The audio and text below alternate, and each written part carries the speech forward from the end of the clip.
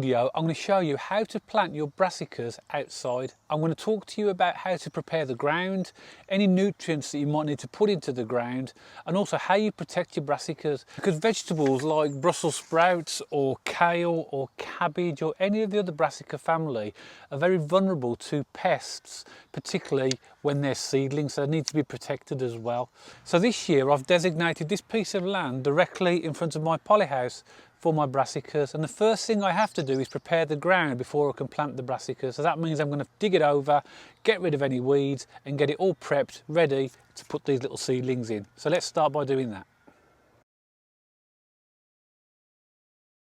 So the first thing we're going to do is prepare the ground ready for the seedlings to go into. Now this designated area here had potatoes in here last year, and this is all part of my crop rotation to make sure that I'm not planting the same plants in the same place as the previous year, and that's just in case there were any underlying diseases that were in there from the previous crops. That avoids all of that. So all I'm going to do now is dig it over. I'll use a garden fork, push it down to the depth, lift it over, and then I'll turn the soil over and then just gently start to break up any large lumps, and as I go I'll take out any weeds and put them into my wheelbarrow. So that's the process I'm going to be using for digging this area here for my brassicas. Now with the soil for brassicas, we want it as fine as possible, which is why we're breaking up those larger lumps. But also what you're going to see is when we've completely dug it, I'll level it off with the back of a rake.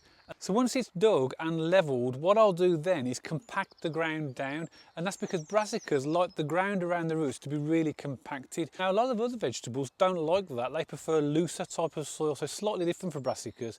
Okay, so now I've completed the initial dig. It took me about 45 minutes to an hour just to turn the soil over, break up the lumps. But while I was doing that, I just thought of something, that you want to make sure that the ground is reasonably dry when you try to do this. If you try digging when it's wet, you won't be able to break down the soil as well, so you might need to wait for a period when you've had maybe a week or week and a half of rain just to allow the soil to dry out a little bit. Now what I'm going to do now is give it a very rough levelling with the back of the rake. So let me fork out the way, get my rake and just take the back of the rake, and then I'm literally going to just gently move it backwards and forwards on top of the surface, and all I'm doing is evening out any unevenness in the soil. And then what I'll do, once I've done that, I'll get the other end of the rake with the prongs on it and very gently just rake any lumps off the surface and then bring them to the undug area, and they'll get broken up further when this area is dug as well, so none of the soil gets wasted. So I'm going to do that now for the whole area, and then we'll be ready to start to compact the soil.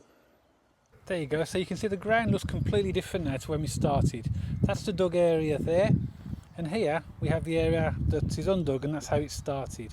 And as you can see, I've pulled all of the larger stones and lumps of mud over to the undug area, and they'll get broken up when I dig this area. Now that gives me a relatively even piece of land to plant the brassicas.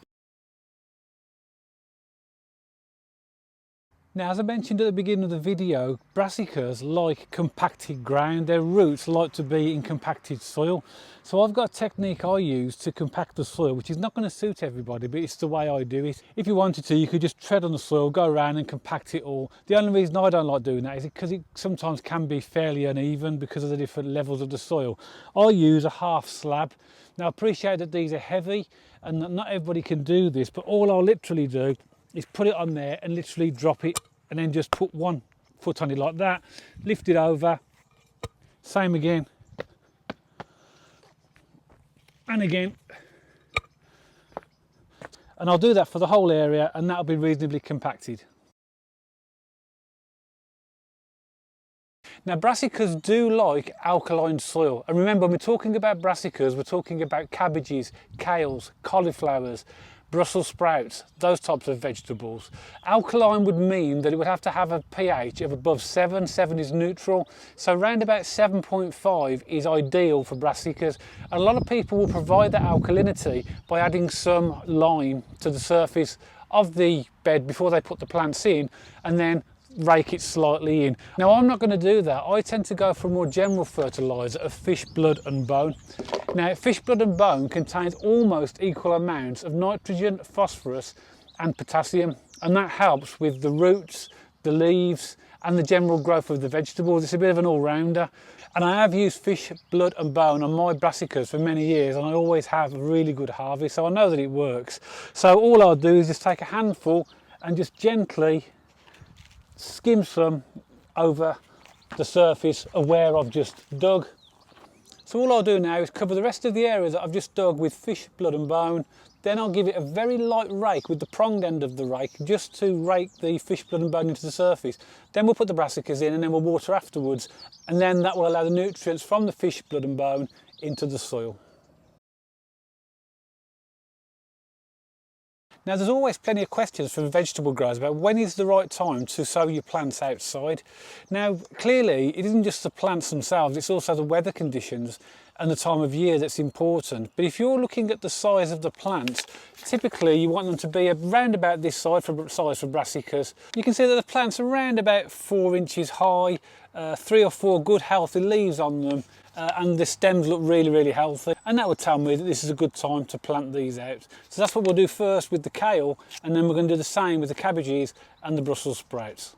Now once the ground is prepped, planting is quite simple. All you'll need is a dibber, which is a short-handled tool that's used to make a hole.